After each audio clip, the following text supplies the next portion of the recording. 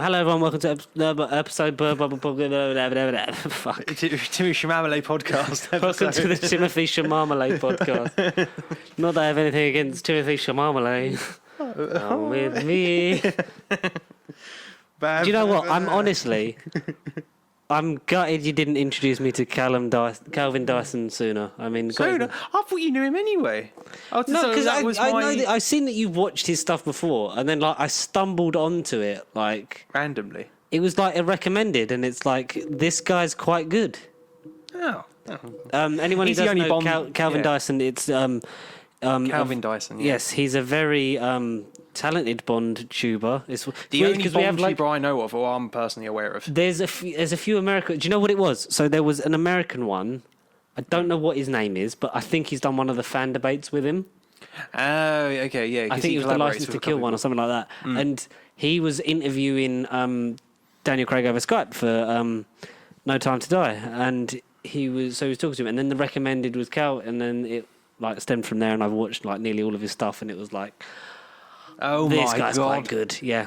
Over 10 years worth of very well educated and caught up on everything to do with Bond, both on screen and production wise. Taught me a lot of things. Yeah. One channel, yeah. Taught me There a was stuff lot. on there that was oh yeah, quite know. Yeah, I sort of know these because I don't know about you because we never really, apart from the rebondage with the sad passing of Sean Connery and this is our first Bond film that's been out since we've been a channel. Very much, 100% since the channel. Because the last one, not to say it wasn't that good, but it was way before we became eventful in our lives. It was back when we were. Was it before? It's 2015. Was it before? Yeah. It was before we met. Yeah. Yeah. So that was a good year and a bit before, wasn't it? Something like that. Yeah. So it was before this even was in our heads at that time, 2015. If you're wondering what's going to happen today, it's No Time to Die spoilers. No, you've had plenty of time to watch the film though. So if you Plenty haven't, of time, yes, but we'll get into that in a bit. So he's quickly becoming one of my favourite YouTube, because it's weird because with YouTube there was a point where I was watching it constantly, watching different stuff, and Rooster Teeth was a big thing of it, and went to the RTX and stuff like that, and it's at a point now where I dip in and out, and then I'll watch so I'll come back and because I've discovered him, so I've been watching all of his stuff, so I'll eagerly await new stuff for him before my hunger dies off again, and then I just come back for his regular posts in the future because it's very good, especially watching his 10-year stuff and how he's how he started and how he is now. It's very much a thing of we can get like that, especially because his growth was not instantaneous, and he's a very healthy sum. And when we're in our 30s, if we can be like that, that'd be good. It's inspirational, Calvin. You're an inspiration to the YouTube algorithm. Very inspirational. It's so inspirational to all of us. Not to Trump though. Nah, fuck that guy. Yeah, not to Trump. Yeah, so basic stuff before we get into No Time to Die later on. Yes, many thoughts. And I look forward to sort of breaking stuff down. I've actually explain it because I feel like I've thought not about to give it. myself some credit, but I felt like I did a pretty good spoiler-free. Didn't tell you much. No, you didn't. I gave you my thoughts without telling you much. No, Petty, you didn't. You didn't give me any spoilers. It was very good. I totally lied about some characters. Totally, and totally didn't about others. Okay, so with the news, stuff happened. The biggest one of that will sort of leave for the end. Yeah. But so we got a few in terms of announcements of stuff that's happening. We got some spin-off stuff that we know is definitely coming. Catherine Hahn has signed a deal to return as Agatha in various other in Agatha Vision movies and Disney Plus shows, including her own series. Yeah, Agatha all along. Because Kevin Feige had said, the return of Agatha can't come soon enough. He's been saying that in interviews since he has been praising it. At least February, March, the end of WandaVision. Yeah, at least up to a month after WandaVision finished. He was oh no, she is definitely coming back. She's in the plans. But also, I wanted to just touch base on also that Monica Rambeau is reportedly getting either being involved with or getting a spin-off series of her own. Which I'm assuming will be after the Marvels. I think it's to set up her sort of so we've seen her origin, and you sort of need to see maybe like a bit of her actually, coping with this, like what Finding out happens that's- after the end of WandaVision, and how does that link into And then how she gets into the Marvels. Yeah. She's in Candyman. She is, yes, Fiona I know. Paris. Yeah, she was the girlfriend. Yeah, with and the director is obviously Nia DaCosta, who's directing the Marvels. I know, yes. It's A a nice very little cool bit of connection. Yeah. accidental symmetry, which is it's quite nice. It's very rare when that happens. But it's always quite cool and fascinating. It's Nia always- DaCosta, I couldn't praise enough for what she did with the camera, cinematography-wise, and Candyman. So she's going to make the Marvels, even the movie quality doesn't quite live up to every other MCU movie. It will look incredible. This is what we're going to talk about a lot Look about incredible. good direction this episode, especially coming direction. up. Yeah, because we've got a lot of good releases this October. Well, We've yeah, got- especially if you're a fan of horror. yeah, and Venom's coming out. And is that horror? Is that horror? It Carnage will bring the horror. Hopefully. It might be horrible. horrible. Why'd you hate on it? I don't. I'm just, the first one was a fun garbage fire, and now that because of what I know how it's going to end in the post-credit scene, I'm like, I think I know, but I don't want to know because I'm. well, you guessed it, didn't you? You literally guessed it right last week, didn't you? Yeah. Essentially, Batman's joining. maybe like you basically guessed the broad strokes. So like, Yeah, I don't know. It happens every millist frame of the scene, but I kind of guessed it. But yeah, obviously we're not going to go through it with you guys No, yet. not yet. We'll probably hopefully talk about that next. All the money. That's the thing. I felt like, as much to quote Thanos, I felt like this whole Spider-Man MCU thing was kind of inevitable to some Yes. degree, whether or not it wasn't going to happen now. and some of or- it doesn't all Yeah. work. Like, am I excited for Morbius? No, because Jared Leto's a prick, but also it doesn't look like it's. No, it hasn't shown off nothing. The It's weird for a Sony trailer because normally they show everything. everything. Yeah. See the Spectre final trailer from 2015 when it was like, and it's Blofeld. Yeah. Blofeld's in it. Blofeld did it. Blofeld did it. And yeah, so that's weird. But also, it doesn't feel like a movie made this year. If that makes any sense. No, it doesn't. It does feel like as if we've missed a bit of time, and Do you feel like it's? I it feel could like it's. they could have Sorry, they could have filmed that second film after the first one. They could have filmed it back in 2018 for all we know. They could have just like it shortly afterwards, It a feels day afterwards. like Morbius is Morbius. Oh, he's all about a Venom. late 2000 to early 2010s. Like it feels Yeah, like like that kind of vibe. a forgotten movie that they did film in private, and then they're like, "Oh, you know what? Fuck it, let's release It's it." got that, Yeah. like, not just in the way it's shot, but like the premise and like the way it's cut together and like the whole thing. And then there's like a good, like, it's gonna sort of make him like a soldier thing. It's like, and then Matt Smith's gonna hunt him. Shall we release this? Shall we not? Yeah. And it's like, and I feel so sorry for Matt Smith because it looks like the only good film he's gonna ever be in is gonna be Last Night in Soho. Which is still on track out this month, like 2 weeks time. It's going to be after yeah. Halloween. No, Venom- oh God, no. Venom 1, like, I know, like, before we had an episode, it was like, we like it, but then we just ended up watching We need to rewatch it. Horns of Nimon anyway, so it was quite funny. And it was, I need to rewatch it. it was, like, it's okay. It's very much okay. Like, it's, What I don't understand about the first one going to the second one, that was nearly 2 hours long, isn't it? It's like an hour and 53 minutes. Where Something this like one that. is a dead-on hour and a half. hour and a half, after yeah. credits. 90 minutes in and out. like- Exactly 90 minutes, yeah. Like, why the 20-minute drop? Well, we need half-hour drop. I Well, think, I don't do you know, understand. I think that might, help us in terms of, like, maybe it needs to be sort of like an earlier and kind sweet. of, like, short, sweet, pacey. You'd expect the first one to be that, and then maybe build on it gradually, sort of like if it's going to end the way that we think it's going to end, which it kind of does, it kinda does. and like the way that it's going to have definitely will. implications on not just the the Sony universe, The but S- like the S universe, The yeah. fact that it's always been, as Amy Pascal's put it, it's next to the MCU. Like these characters could hopefully like come together at some point, in the near future. But that's yeah. a thing for another time because obviously, and then with Vulture being in Morbius, it's like, is that being seeded more and more and more, and then it's just gonna kapow in maybe, especially with set photos that we've got from a certain Spider-Man film coming in December with Tom Hardy having their hat on. Yeah. Is he just visiting? Is or he just trolling? I Yeah. hope if he is in Is he it, trolling? if he is in it, I just hope that Venom's not in it. Like, oh, there's 3 of them. There's 3 red ones. Oh, which one will I eat today? It'd be really funny if Venom did eat Topher Grace, though. That would be, honestly, Oh, please. If they're going to put Venom in it, put both Venoms in it. like, have that happen. That'd be quite Yeah. funny. And merge. And then, maybe have it end with, like, the symbiote gets on Peter. And then and then you get that. You get a film where, because I know he wants loads of money to come back, and then you get him you give him loads of money so that he can do Black Suited Spider-Man.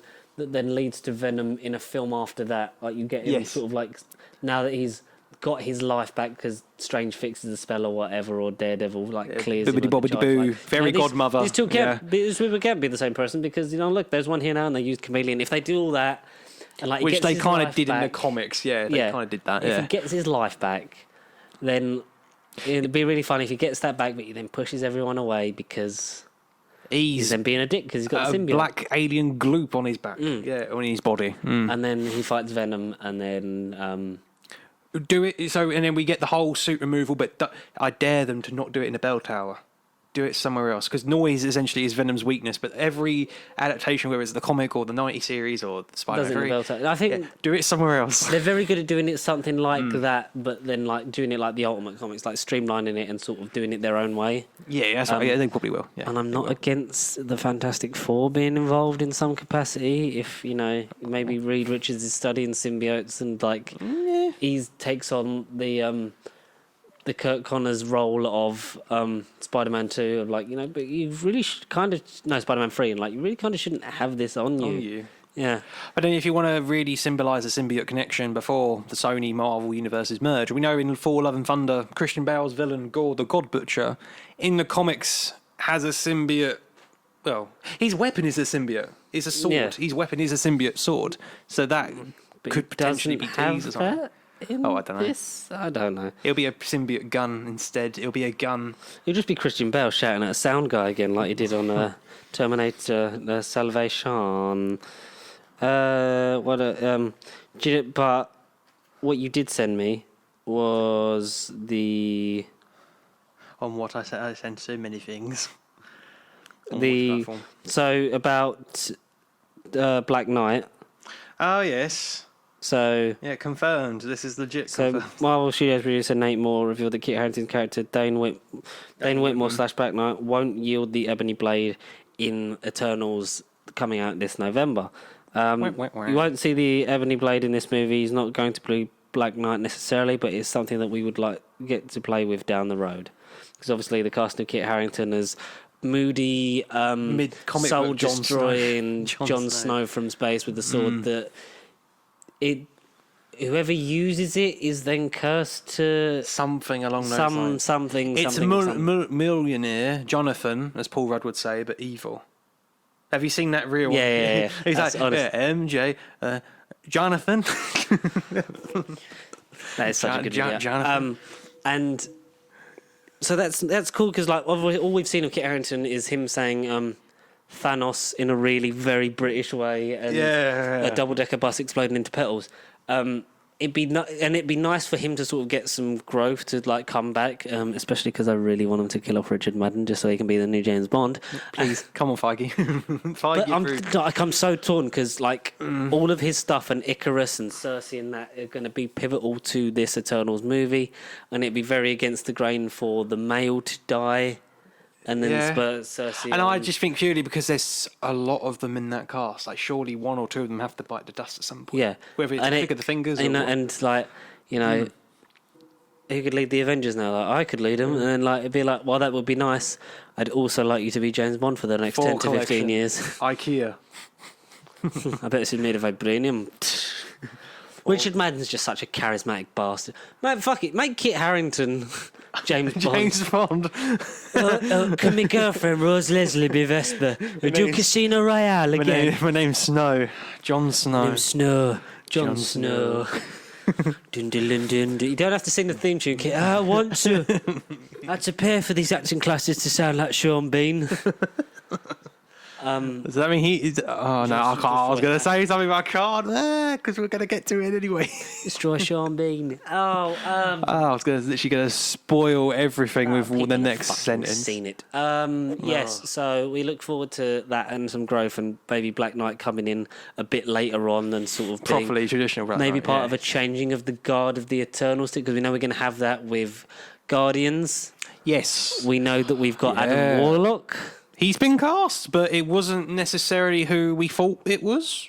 Who did you? All right, before we like get on to Announce it. Yeah, And, who like, did you think it was going to be, or who did you what? Who would be like if you were going to cast a perfect Adam Warlock? Because Adam Warlock, basically, for those who don't know, yeah, we're talking more Marvel, and he was that big gold cocoon at the end of Volume 2. We shall call him Adam. Yeah, that. She is perfect. We shall call him Adam.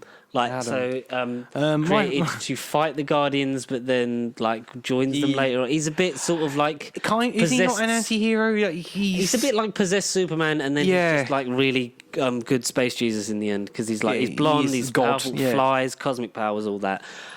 And who would you have cast as him? Well, because I think the popular one that we must have reported on at the time was Zac Efron floating around. That's the only name I remember hearing about, and I would have been like, yeah, sure. After Ted Bundy, if you were going to cast a Superman style person, it would have probably been Zac Efron. Yeah, Henry Cavill, safe bet. No, I don't hate Henry Cavill. No, do you know who I wouldn't mind Henry Cavill as? Captain Britain. Nova. Not Captain Britain. Yeah, exactly. Yeah, I think someone like a Nova.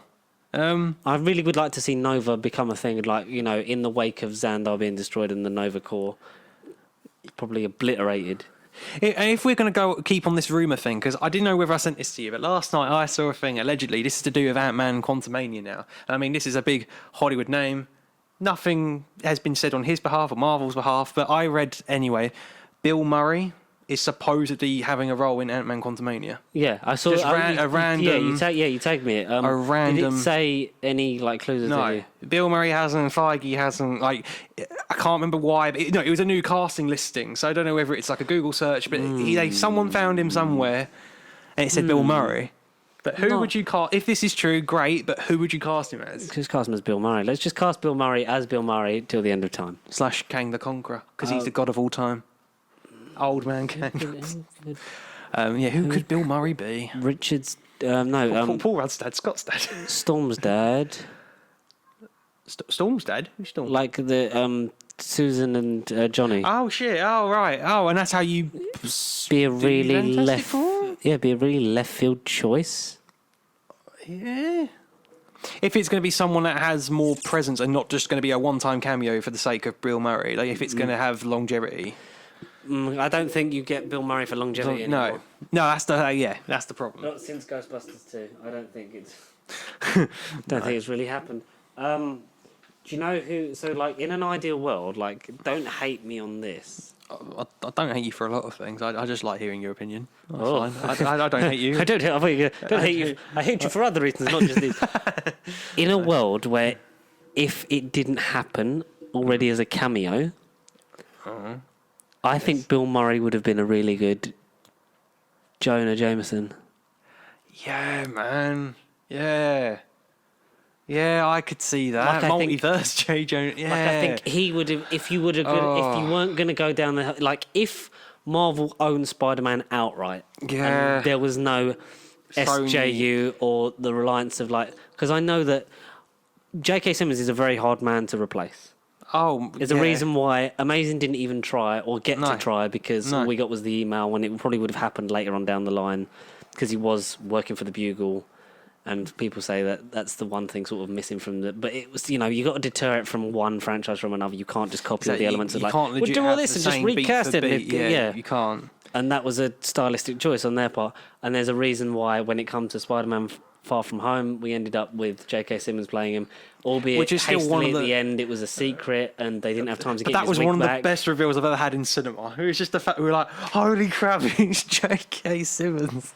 Like, that's great. That was amazing. But especially now, what it means for the implications of the Daily Bugle's links between this, the Raimi trilogy, the Web trilogy, the Venom universe, because it's in print and it's maybe happening in the Raimi universe. Like, Morbius is maybe definitely happening in the Raimi universe. It's happening in one of the universes. Morbius. They've either got Michael Keaton playing someone different, or they've sent Vulture across a unit. It's Michael Keaton as Michael Keaton. Yeah, I'd get Michael Keaton as anyone, because he's a fantastic fucking actor.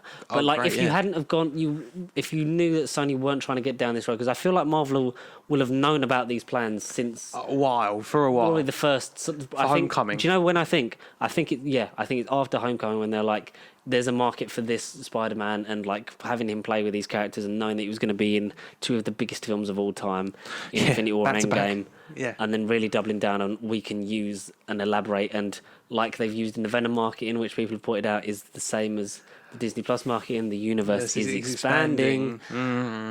Sneaky. I would have tying it all back. I think Bill Murray would have been a great choice for just this universe's version of J. Jonah Jameson. For Venom.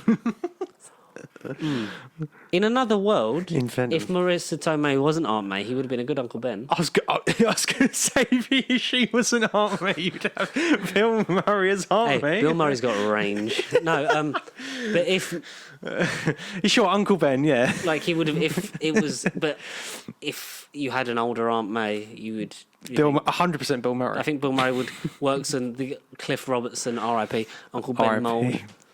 But Yeah, you know that I think Martin Sheen's my favourite Uncle Ben. Martin Sheen. I think he is because I rewatched because so going into we're just gonna geek out about Spider-Man for a little bit. So going into the build up for No Way Home, obviously. No Way Home. Spider-Man, the original 2002 is on Netflix. Spider-Man 3 has a tile, but it's not loaded because it's not available till. It's on there this morning, or when I was around my nan's earlier. It's on there. I think it is put on it there out- now. so they Spider-Man 3 is They on put there. it on 2 days early. Yeah, randomly. Bastards. It's on I there. bought them both on Prime. I bought Spider-Man 2 and Spider-Man 3 on Prime. Or it might be one of those. Sorry, it might be one of those things that you click on it. It will say coming soon on this date. Yeah, 'cause Possibly. It was 15th. I did, when originally. you searched it, I saw Spider-Man 3. I didn't click it. Yeah, so like, Yeah. because I did that, and so because you were like, oh, is it actually on there? And then I'd gone on that time and it said, And it's like, no, it's coming. October Blah blah blah. 15th. Yeah. which is weird because there's no sign of Spider-Man 2. Is that still a rights thing? Because we know that stuff's going on Netflix, and then eventually it's going to go on Disney Plus for a time. So Raimi and Webb ones will go as in the legacy section, and then Homecoming will slot into the empty spaces, and we'll have all the MCU films apart from the Incredible Hulk on Disney Plus.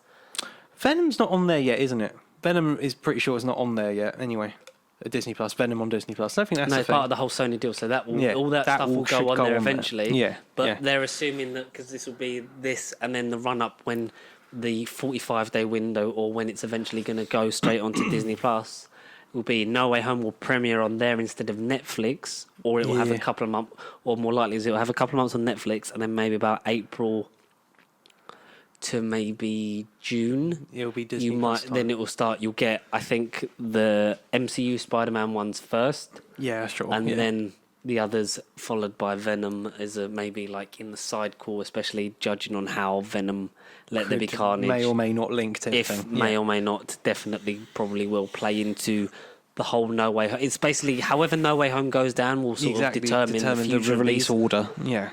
Yeah, so I watched because Lara had never seen. So she's only watched MCU Spider-Man. Like she like knows of the other one, like the Sure, old one. sure. But didn't know of Andrew Garfield, which was like quite A shock. What, Quite never heard of Andrew Garfield? yeah. Like who? Who?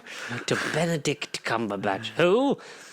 I love the fact that we might be getting Toast of London season 4 like at Christmas. If that fucking happens, I started watching What We Do in the Shadows again, and I was like, That's on Disney Plus now. The yeah, series. that's right. Literally, I was like, yeah, gonna watch this, and I was like, no regrets.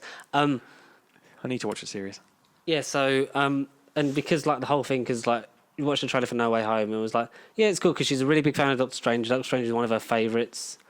It's probably just in the conditions we watched it, because we watched it on a plane, so she would like had to focus. So she really focused on it. It was like, this is like really good. And I really like Benedict Cumberbatch and Doctor Strange, because she would at that point had watched Sherlock as well, so it was like sort of like Benedict Cumberbatch high. it was a Cumber high, and High. but watching the trailer, like it was like, yeah, that's Doctor Octopus from a different timeline. That's a pumpkin bomb from the same timeline, but like Yeah, Doctor Octopus explaining might it. be, because like the whole thing of like they might just be visual shorthand for these are from Yeah. different universes, but not necessarily maybe the same. Same because exact one. Yeah. they look slightly different, and we know Electro is going to be green and yellow and not blue. blue. And if it was the same universe, how do you explain it apart from production? Is there going to be a logical reason as to why he suddenly goes blue and goes green and yellow? Is that going to be a thing? I wouldn't be surprised if they were not from the universes we think they're from. That's what I mean. They're like a 99.9 adjacent universe, but like the what if, like they what said if, on stuff like Big Damn Castle, that it's like they're using those actors as visual shorthand for if the nostalgia of that's Doctor Octopus, yeah, that's or what I mean. that's Electro, that's the Green Goblin, But not from those exact films we saw all those years ago. Yeah, because they're irrelevant, and we've got the MCU deal with it. I mean, without Blade, none of this would be possible. 100%.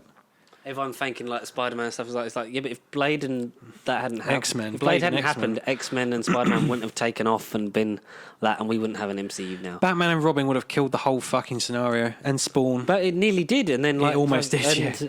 They come along and like Wesley Snipes Revitalised before it. he was mental saved it. So we watched Spider-Man, the first one on Netflix, and then the other two.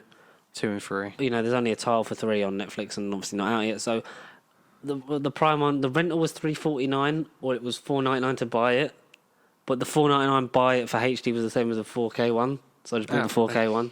Did the same on Spider-Man 3. It was like, for the sake of an extra £1.27, I'm just gonna buy them, Own it, and I'm gonna Keep own it. them on 4K because why not? It's you know, I'm still gonna It's get them on disc. future-proof. Yeah. Still gonna get them on disc. So we watched them, and I sort of like. So I said like once we get to the end of like the Perspective series, I'll sort of like if you want, I'll give you a rundown of what was meant to happen Yeah, sure. next. So You haven't watched the 3, sorry. You haven't watched all 3 of the Tobey watched all of them Maguires. now. You have watched all of them. Oh, and Garfield, she's caught up. She's done everything. and and because obviously Homecoming and No Way Home are, but like they're both back on Netflix as well. So you'd I was like, rewatch them. Yeah, I was like, we don't like. Obviously, I know because you've seen like we don't. Like, no, we're sort of on a trend. Let's kind of like go for it. Going it. And so Homecoming. So we're on. I think we're basically no. We finished No Way Home. Yeah, we finished No Way Home because we did the reveal again, and it was like a thing of like, oh, and then that finishes, and it's like then because we're also sort of doing it because we want to try and see Venom like this week as well. Yeah. Because Yes. she really likes Venom. Like, Yeah. because it Tom was a thing, Hardy's before portrayal. seeing all of it, it was like a thing of like, she was just like, I just like it because it's a good movie. And then I went through all that things. And it's like, yeah, it makes sense why it is that way for you. I just enjoy that film, blah, blah, which is good. You can have different opinions. Yeah. And I don't really want to argue. It's just your job as the other half to fill in the blanks. I can't be asked to have an argument about Venom. So it's great. So like I've gone through before, like when we went through the MCU, like I went through the whole like Spider-Man deal. Like I went through like the whole thing of like so after Raimi, I did like there was plans they were signed on for 4, and there was plans for 5 and 6 to have them back to back, like the loose strokes that we knew of for and stuff like that, and sort of where it was going to go. And I said, but they were planning a reboot behind Sam Raimi's back the whole time, and that's sort of then what we're going to now, because she thought it was just Toby, Tom Holland. She really liked the Toby stuff. She still ranks them the same. Mm-hmm. They haven't changed, but they're all a lot close. She said, it is for her Tom, Toby, and Andrew but they are a lot closer.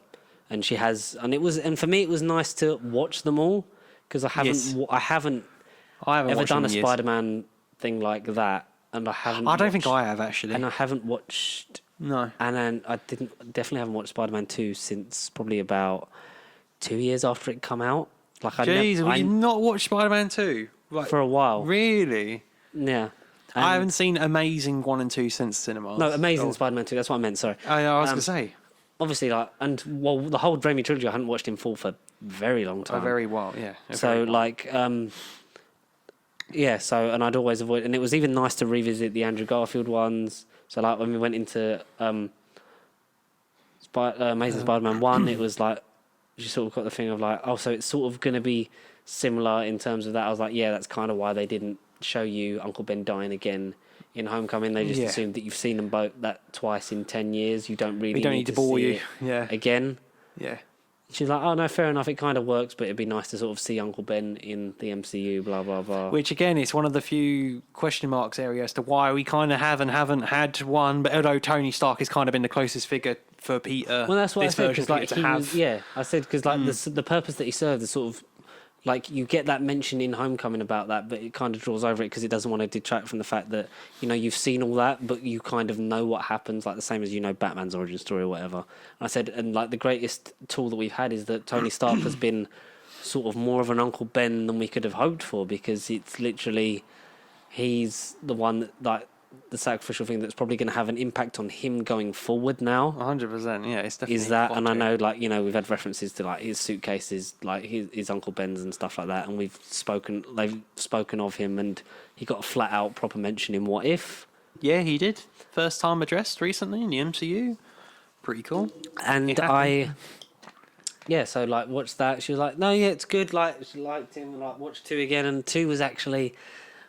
It's weird that all media gets to a point, like, because I know we said before, like, Doctor Who comes round in circles, and I think the same could be said for James Bond, and the same could be said for a lot of things now, because I was, like, watching Amazing Spider-Man 2, and I was like, it's shit, but I'm having fun.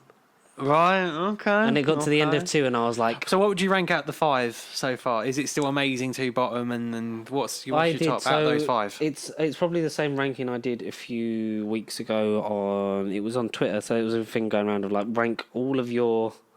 rank all the Spider-Man films from best to worst. And my one, I think it's still the same. I would try and remember it flat out, but... What, 2, 1... Where Amazing is it 3 now? and Amazing 2. It is... No, Amazing 2 is still bottom. Yeah, Amazing 2's bottom, then I would say Spider-Man 3, then third Amazing 1 or Where is Spider-Man it? 1. I'm just trying to guess your ranking. Yeah. You probably, when I say it, you'll probably think, yeah. So from top to bottom, it's Spider-Verse, Spider-Man 2, Spider-Man, Homecoming, Amazing... Oh, you've got them all, yeah, okay. Amazing Spider-Man, Far From Home, Spider-Man 3, Amazing Spider-Man 2. Yeah, so Spider-Man 3, yeah, okay, I got the bottom 2 right. It was hard just for me to place Homecoming and Far From Home, because as much as, like, they're all very different, like, you go from They the are. solo, like, I love the effect of these are just Spider-Man films from The times. both of those, like, from all 5 of those ones, like the Garfield and Toby ones, like, and we've never had the thing of, like, because it was said in a YouTube video a while ago, like, the whole thing, like, the impact of everyone knowing his identity and stuff in the trailer, like, you get it because he's like hustle and bustle, but you don't know how New York feels about this Spider-Man. You don't, and that's hopefully something the new film's going to have to address. In some way, and I hope that when Doctor Strange eventually fixes it, we at least get a couple of movies of him just being a friendly neighborhood Spider-Man. Normal Spider-Man. Because you get that bit in Spider-Man 1, like on the bridge with the stuff, like the front stuff of Green Goblin, and I know that was put like, in choose because of like 9/11 and stuff like that. Yeah, they put the whole thing of like, you know, you mess with one of us, you mess with all of us, and that's a really sweet movie. It's like, and it's up and down, but like everyone in that film trilogy sort of seems to be very on the side of Spider-Man, apart from J. Jonah Jameson, and it's there's even more popularity. Like it talks about, you know, like in even like favouring the polls of like in the Amazing Spider-Man 2 of like their opinions of Spider-Man because of like him taking down Electro in Times Square and that. Like you get that feeling of, you know, how New York feels about both of those guys. Mm-hmm. He hasn't spent enough time in New York for us to, because like he goes to Washington and stuff like that. You know, he's in on space a school for trip, the 2 and then he's in Avengers films. space. Yeah, he dies and comes back, and then he's in Europe for most of No Way Home, so you never get that impact, like the connection of like the people he's saving, which you get that when he saves like the odd innocent bystander here or there, and then like the whole sort of like, you know, oh well, yeah, Spider-Man, yeah, like at the end, like when he sort of like swings Spider-Man, off, Spider-Man like he would 2, do in the old ones, when they do the train as well, yeah, the weird Jesus metaphor that's quite weird. But yeah, so really enjoyed them. It was really nice to sort of go back on that, and it's a weird. So we've watched all them. Like X-Men is still like we've tried to watch the first X-Men. I think we're getting to that point mainly because like the draw for me that I used was like WandaVision. That's, you know, Quicksilver from a different X-Men, like, not just from a different universe, but also from a different timeline within that universe. A timelineception, and all that. It was nice to watch again. I really did enjoy the Spider-Man films, and it's There's not an outright bad one, as such. Yeah, it's Amazing Spider-Man. Like Amazing Spider-Man 2 is shit. Like it is, but rewatching it for the first time in probably since 2016, 2017, probably like just before, I was like, I do kind of wish we'd got a third one. Yeah. Not a Sinister Six movie. I wish we'd have got Amazing Spider-Man 3 and just been like, and here's sort of, you know, just wrap up this little bit of it. Like especially when it's like, you know, Norman Osborn resurrected head on a robot body, rumours that they were going to down the line resurrect Gwen and make her Spider-Gwen, you know, actually having, you know, because they filmed with Shailene Woodley as Mary Jane in Amazing Spider-Man 2, but like cut it because it was like, no, we need to focus on Gwen and Peter, and they are the best relationship in all the Spider-Man films. 100%, There is no dispute in that. And it's like, yeah, that makes sense, but it would have been nice for it to be like, and have that, like it does in the comics, Gwen's death affect him and how he deals with stuff going forward, because it's essentially why he was like never going to tell Mary Jane, because he didn't want something like that to then happen to her, because he's already lost one love of his life. He couldn't afford himself that sort of again, and it was like go through that emotional pain again. Get that. Speaking of going through emotional pain again, We never announced who's Adam Warlock. no, we didn't. We just said Zac Efron and then Bill Murray. Yeah, Bill Murray's Will He is Adam Poulter, Warlock. Yeah, Will Poulter, William Poulter, We're the Millers. Black Mirror, Black Mirror. Bandersnatch. He was that kid in Chronicles of Narnia, Voyager, the Dawn Treader. Yeah, randomly. I googled it the other day. I was like, what? That's him. I think it's his first role. Very, very young. Ridiculously. And yeah, almost Pennywise in Andy Machete's It. Was he? He was the first. He was on that film for a couple of years, but obviously it kept getting delayed, and then obviously He was meant to be Pennywise. Yeah, That could have been interesting. he was signed on for Pennywise for a good 3 years, That could have been interesting. and then obviously we had Bill Skarsgård. Bill Skarsgård. Yeah, Who is- so many of them. Do you know what I got Yeah. confused with this week? Wait, what? Billy Magnuson, Billy Magnuson. because I was like, What, you think he was Pennywise? no, like because they have very similar. I was like, because then like he's in No Time to Die, and I was like, oh no, that's. Oh no, it's Skarsgård. That's who I'm thinking You of. got him swapped. I was like, no, that's not I Bill reckon Billy Skarsgård. Magnuson That's is Billy it. Magnuson. I think Billy Magnuson could. He could have been it. a good it, yeah. Book of Mormon.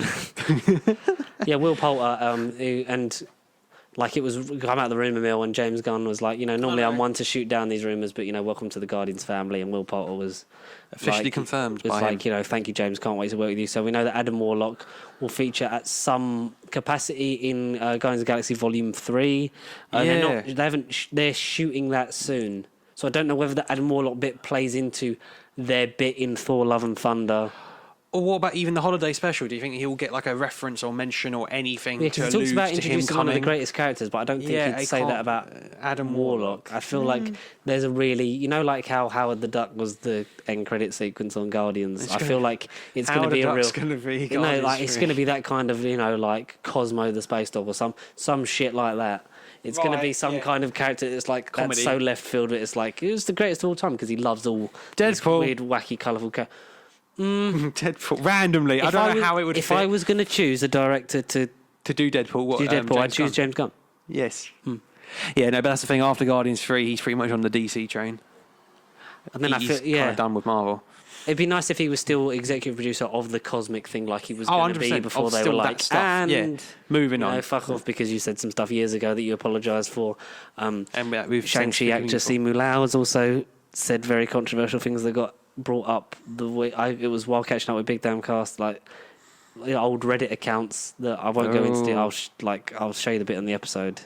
But basically that got dragged up and it was a bit sort of like, oh no, not you too. No, Simu Liu. Like it's like yeah, but it was from still don't like condone what he said, but it's like it was from years ago. Is like proven that it's not him, but he just sort of needs to come out and be like, yeah, that was me. I was young. I was stupid. Shouldn't have said it. That's why I deleted those accounts, but they've come to light. That's not who I am anymore. Don't have those opinions. Really sorry. Just don't do a John Barrowman and just fucking pretend to ignore it.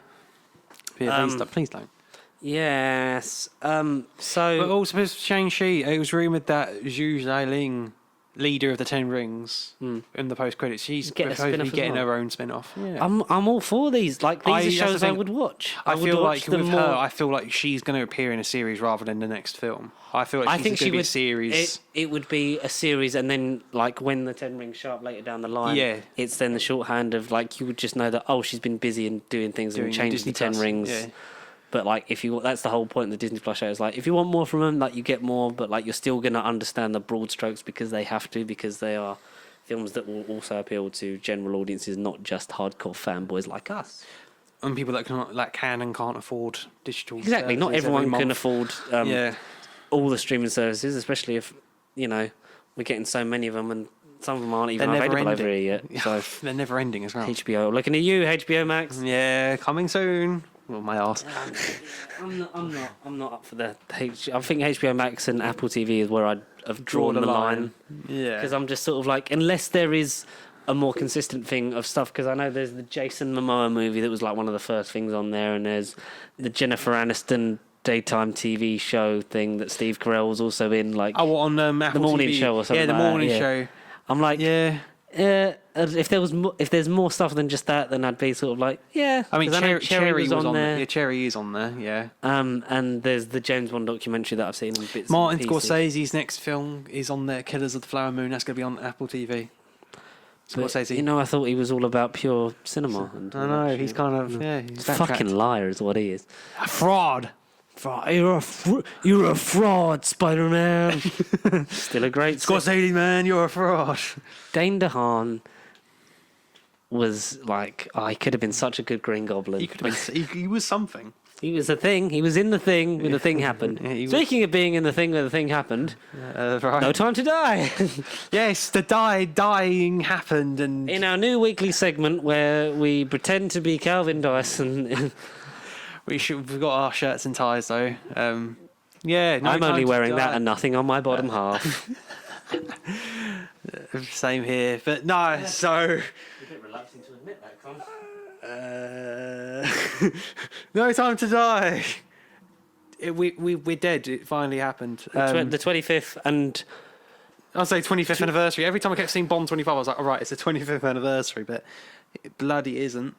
Bloody well ain't. I like how Bond does things. Like, so James Bond is an institution that, like, we've maybe, like, because we did like we've said before, the rebondage. I don't think we ever went into various detail of, like, this is what it was, this is how it started, because obviously, like, the Ian Fleming novels, the film rights were bought by Albert R. Broccoli and Harry Saltzman, him later selling his share during the Roger Moore era, and then his company, Eon, now running it Eon with his Productions. daughter and stepson still in charge of those, that very much at the heads of it. The Broccoli family. And it's been a mixed bag, and at the time, and I love what we sort of like laughed last week that on the Skyfall one, it's like the world's longest running film franchise, its 23rd film, and it's like, you know, when now we've had 25 films of both James Bond and the MCU, and the MCU started in 2008. I mean, it's ridiculous how that's turned around, but I mean, Imagine when we hit the 60th anniversary of the MCU. and then it will be Bond Film number 29. 157. Yeah, it'll be Bond 26 number will have just come out. 32, Bond 32 or something. It'd be a holographic 30. Idris Elba. Yeah, no, Bond will be on there like the 29th, 30th film, and then MCU will be like on 100. Because we were already 25, Eternals being 26. 27 with Spider-Man, and that's just It's this supposedly year. 5 movies next year. If that happens, that's already 31, 32.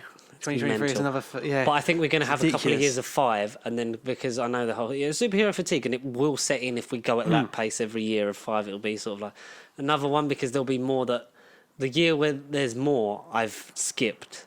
Like I didn't see Black Panther because I had no one to see it with, but then it made my enjoyment of that there was you no saw it. saturation for Infinity War or Ragnarok, and the same with. I would say with 2019, but I saw all of them because I was never not gonna. Because I went into Captain Marvel, but I was sort of like, I could have skipped this Waited one for and this just one. seen it on. Because when I saw Black Panther for the first time on the 4K, I was like, "Fuck, this is amazing! I wish I'd seen it in the cinema." And then obviously when it was sadly re-released because of Chadwick Chadwick Boseman, passing. I did see it in the re-release in the cinema, so that was Yeah, it so did coincided I. with mine and Lars' rewatch of it because it was like the next one's Black Panther, so this sad thing's really happened, but we can go and see it in the cinema. And 2017, I didn't see Homecoming in the cinema. I didn't see Shit. Homecoming until well after the home media release. Damn. Yeah, still a good That's movie. one of the coolest movies. Not memories. the best Spider-Man. It's the best. No. For the first 20 minutes, it's the best. I know we've spoken for the about it for a while. MCU, I think it's a good movie. Oh, it's definitely like there's no It's duds. It's just Top 10, It's potentially. top 10. Nah. Homecoming's solid. It's one of the ones I've rewatched more. I think Homecoming's. I think it learned too much on the fact of and Robert Downey Jr. is here. But anyway, that's a conversation. for later. But for the first 20 minutes, it's like, oh, this is a great Spider-Man film at home, and then it's like the Vulture stuff is good, and the Washington, it's like it's good, but I kind of wish he'd just stayed in New York. It's definitely my favorite Tom Holland Spider-Man But yeah, out of the two. I mean, out of the. performance. Yeah, bearing in mind we've had 1, then 0.5, then we've had about 5 movies before we get to the number 2. Bearing in mind, 1 and 2 is quite a large. And gap. we're going to go interdimensional again. We've said all Yeah. this. We've said all this. Now die. Back to dying. Die, Blofeld, die. Didn't expect that line. Spoilers from the top, because obviously it's now been out for 2 weeks. About 2 weeks, yeah. About 2 weeks. I managed to finally see it yesterday. 3 weeks tomorrow, because it was Thursday preview, so it'll be 3 weeks tomorrow. Oh, by the time this comes out, it'll be out for 3 weeks. Fuck it. I forget that you sometimes talk in the future, and I'm like, what? Yeah, reference. Full breaking. Yeah, 3 weeks tomorrow, yeah. Well done. I'm Deadpool. You're very good at this. I am Deadpool. You're very good at this.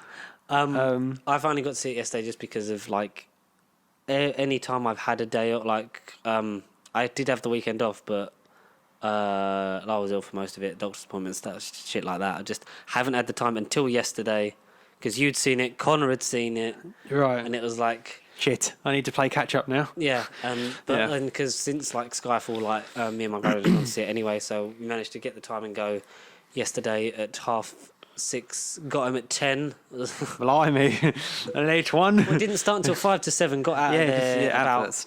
9:30. 9:30, yeah. And then I got back here about 10:10, something like that.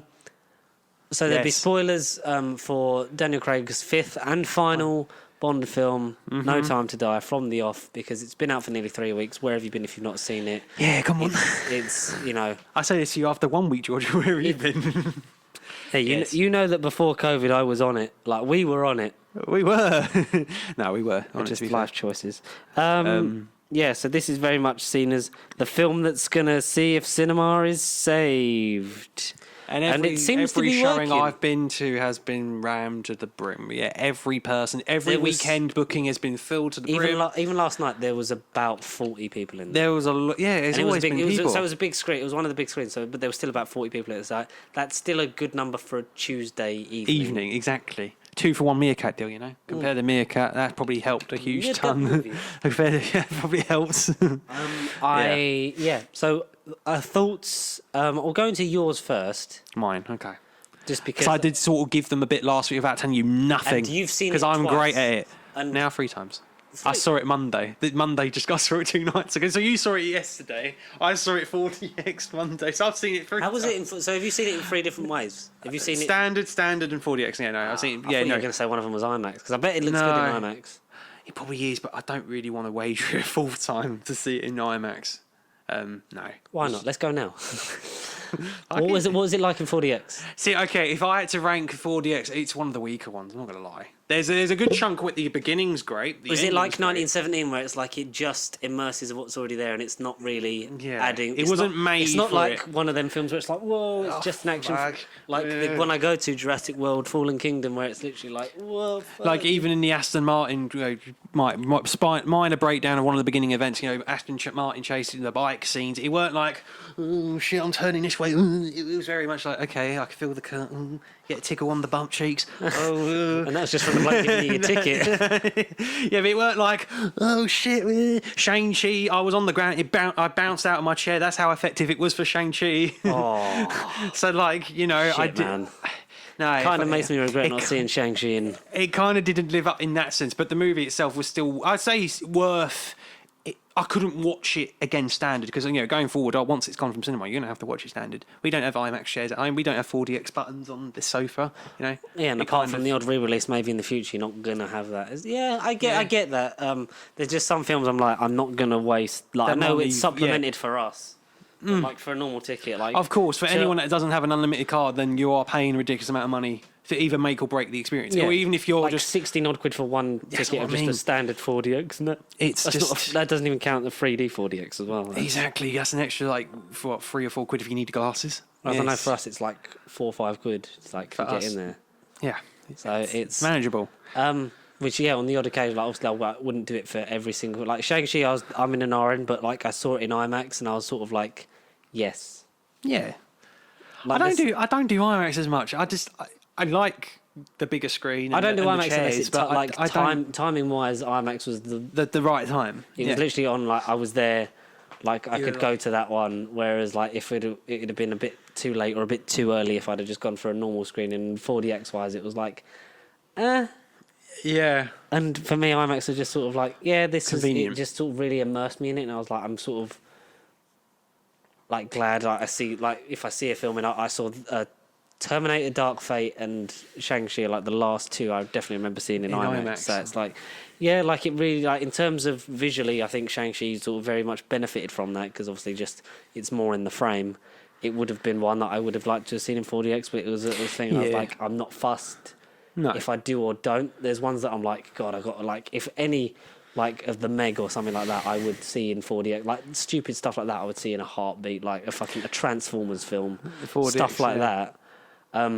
Spider-Man, even like when we saw Spider-Man Far From Home, it wasn't necessarily like a thing of like we want to see it in 4DX. It's just like timing wise, and in terms of the booking, it was like, well, no one's in there. Should we just pay the extra $5 each and go in there at midnight? And it was sort of like, like stuff like, because even a lot of the Marvel films, it would have been like they don't all fit to it, like you say. No, like, they don't. Not a lot of film, like because I saw Lego Movie 2 and fucking 1917, and they both didn't fit it, but. And still went there. Yeah. God, yeah. No Time to Die. Your thoughts in spoiler filled? Because you gave us the spoiler free. And I told you that everybody lives.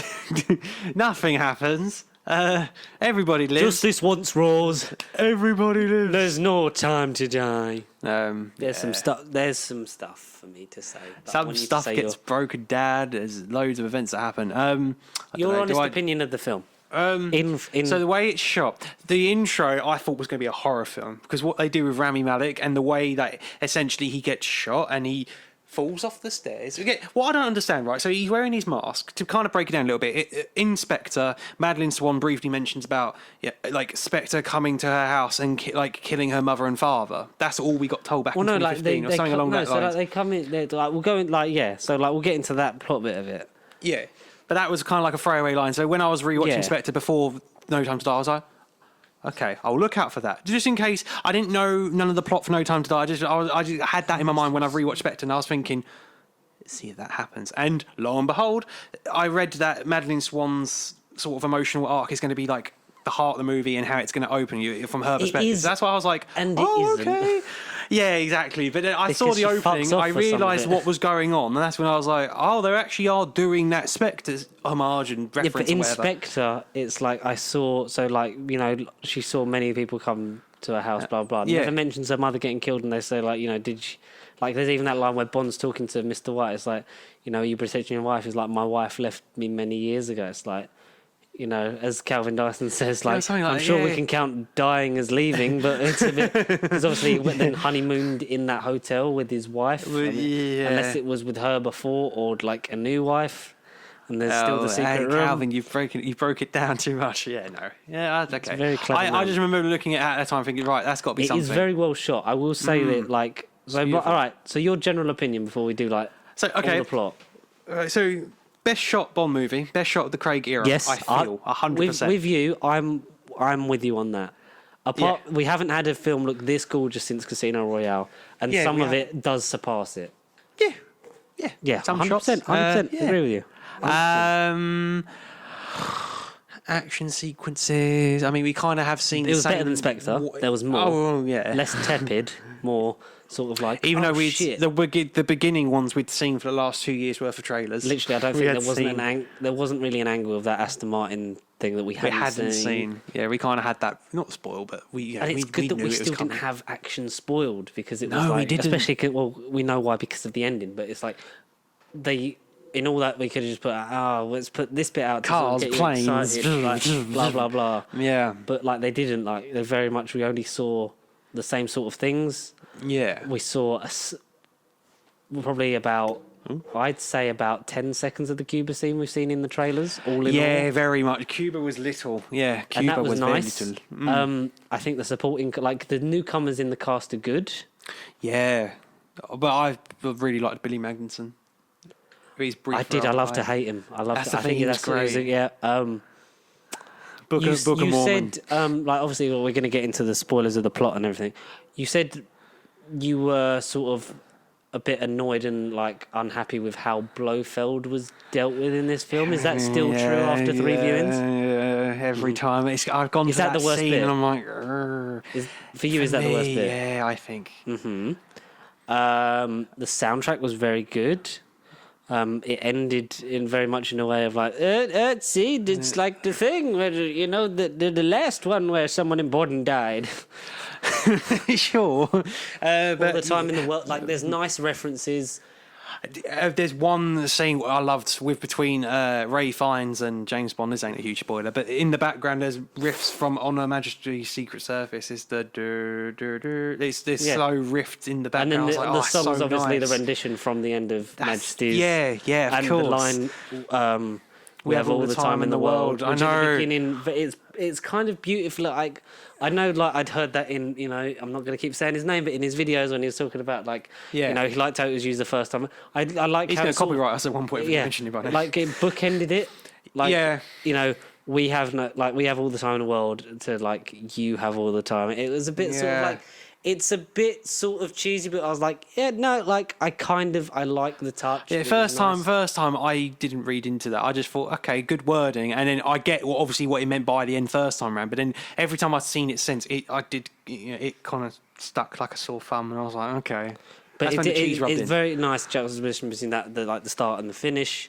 Like, the soundtrack was good, obviously. Like, yeah, the Bars of Majesties. There's a lot of callbacks. There's there's a Robert Brown portrait as well, because we know that it was the Yeah. Judi Dench one, because that was on the artist on Twitter said, like, here's the one I was commissioned to do for No Time to Die. We see that not in much of a glory shot as I thought we would. No, Like, because it's there and it zooms out. and it's kind of hitting. there. It's Yeah. almost like over the shoulder of M's just sitting in that corridor, and that just happens to be in the background. Like, Exactly, there's all yeah. the old M's. Like, well, there's more paintings, but the only ones we see are Judi Dench, and then Robert Brown gets a sort of nice little just to the left of the screen, like he's on there for a while. No Bernard Lee, but we're like, you know, because we'd seen him in all his glory in World Is Not Enough. But I Yeah, hope we that did. we'd sort of like Get that he as was sort of there. yeah. I hope they at least done one of him, and it's just the shots they chose.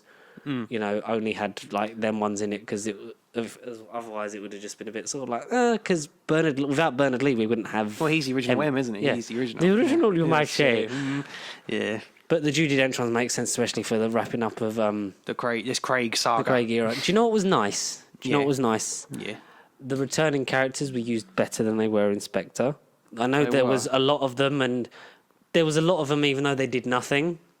But there was more of them, but they all did something. It was all important, and I really like that this was actually a film where Ralph Fiennes was the only M in it. Pretty Like, much. he wasn't yeah. upstaged by, like, as wonderful as Judi Dench is, the sort of thing of like, here's a video from Skyfall, and we're just gonna like put this in here. It's like, oh wait, now I just wish Judi Dench was in this film instead of Ray This is Fiennes. why this is happening. Yeah. Like, so it was nice. I think Daniel Craig's performance, as always, as we discussed earlier, like, it's Would you say his evolved. best one? If you had to just go one. In part, like, if In you're part, looking, yeah. if you're looking for his performance as James Bond, ironically, his best performance for that Is still Casino. is Spectre, for like actually Spectre. playing Bond. Oh, sure. Like you His, said earlier. Yeah. Blunt Instrument, Vendetta, all the old baggage, License coming to over Kill. that, and then Yeah. being the actual Bond of this series was the first time in Spectre. And in parts here, like, very much in the opening, it sort of is, but he's like mellowing out, and then it's the whole thing of like, I like how he's a bit out of shape in the bit when like Felix comes to talk to him, but we'll get to that. Yeah, we'll get to that. Even yeah. though not like out of shape for Daniel Craig is just like the smallest bit, because like he's wearing that t-shirt, it's like, oh, he's got a bit of a punch but then he takes his shirt off, it's like, oh no, he's still ripped as fuck. Yeah, it's like an Whoopsie. homage. Or even the beginning when we see the Madeline Swan flashback stuff, and then you get her coming out of the water, which is a very nice cinematic shot, and then you get him on the top, like with his top off in the shorts. That's a slight homage to me. I thought of Casino Royale, that on the beach, and I was kind of like, that's a half cool shot. Yeah, It because weren't we see him briefly, intentional. like we don't see him Yeah. getting out of the water, which I'm No, glad that they didn't do. It wasn't a full-on sexy They didn't do- Daniel Craig topless scene. They didn't but it do the was Doctor like- Who thing of let's shoehorn in Matt Smith doing that dance that he did in the Series 5 finale into the Christmas special for some reason that he's teaching it was kids random. Yeah. on a planet cool. It felt, I said this to you, it felt like, it did feel in parts like the best and worst bits of the Daniel Craig era, but it also, like, what distracted me a bit, like, because I went in there with, so the reviews I'd heard, not just from the channel in question, but from others and The other channel. reviews, Yeah. like of newspapers and stuff, it was very like, best Bond film. Oh, it's a bore and it wasn't worth the wait. So it was very much like we knew it was going to be polarizing, and I was always it definitely still is. I was settled on slightly in the middle. I'd lowered my expectations to a point so much where I went in and some of the things that I disagreed with in those videos. No, not like disagreed with, like in the videos where like where Calvin's like, you know, I had problems with this, and this didn't make me hate it, but like it was like I could forgive them a bit more than he could. Yeah, because I think he went in higher and came down, and I went in lower and you went came up. Yeah. So I did like it is mostly good. It's definitely better than Quantum of Solace and Spectre, without a doubt. Yes.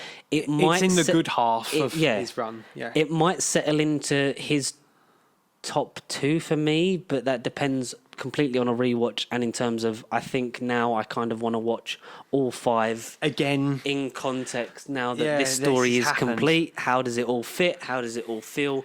Because Spectre does tie off a lot of loose ends, and it could have easily been like his last one. But like, how does that like play out? I'm just glad Spectre wasn't. I'm just glad Spectre wasn't. When rewatching it, if it had been, it kind of worked. But also, it was like, I'm glad we got this. I'm really glad, and it's just how it sort of all fits in, and I can't wait to own this one. It's good. Yeah. One question I want to ask you, Go for it. Like how you interviewed me last week. What did you think of Rami Malek? Because I think he going into it multiple times. That's when I was thinking, is he good? Is he okay? He isn't. I'm trying to think. He isn't Mads Mikkelsen Lashif. He's nowhere near. He's not Raoul Silva, but Christopher Walken, View to a Kill Bad either. But he's no Dominic Green. No, exactly. Where does he sit for you in terms of the villain ranking? Do you want me where does he go? In terms of the whole spectrum, or do you want just purely Craig? Craig, yeah, no, not the whole spectrum. Yeah, we'll be here for ages. Because in terms of the whole spectrum, he's very much in the middle. Mm-hmm. My problem with him is, it's like, because I don't want to sound like I'm moaning at this film, because like, obviously, like I was asked last night, like my opinions on it, and then like I've had Jazz today, like, oh, you didn't like it. It's like, no, it's not that I didn't like it. It's just I had problems with certain aspects. It doesn't mean that I hated the film. All in all, I think 70-80% of it was is great. Good to great. Good to great. Okay, yeah, fine, yeah. Or great to like very good, like that kind of level. Like it's up there. But for me, it's like I said to you, like I feel like I need to watch it again, sort of take it in now that I know what it is. Yeah, sort of take it all in, and then sort of like have my adjustment, and then let it cool, and then maybe rewatch them all when again, the Blu-ray comes story. out, and then like have that kind of thing and have like a final opinion on it. He's very sort of interesting start. So like obviously we get the gun, like spoilers, like we're not going to break down the whole plot of this nearly 3-hour film, but we'll go through like the broad strokes. I think we're sort of really going to do the main. I thought he was going to be the main events. Okay, yeah, but I just want to get into his character a little, like in the sense of the beginning, because he's a horror villain. He's Michael fucking Myers. He gets shot in the heart. He lands, so he has a full mask at the beginning, like we have seen in the trailers and stuff. He falls on his back. I'm not trying to break down and analyse the movie as well, but he falls down. No.